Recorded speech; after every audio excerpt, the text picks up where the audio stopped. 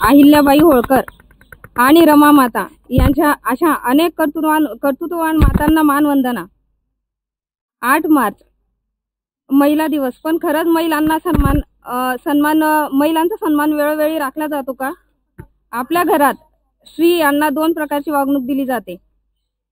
आईला असे वाटते की मुलीला सासर चांगले मिळावे, पण ती मुलीला सासर चांगले मिळावे आणि आपल्या मुलीला सासरच्या लोकांनी चांगली वागणूक द्यावी, परंतु मुलीला चांगली वागणूक द्यावी अशा अपेक्षा असतात, परंतु ती स्वतःच्या घरात असा विचार करते का की आपल्याही घरात सून आलेली आहे आणि सुनेलाही मुलीसारखी वागणूक द्यावी असं?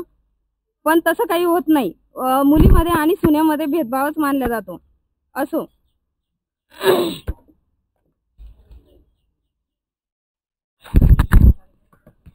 मुलींना एवढे 2 शब्द बोलून मी माझे भाषण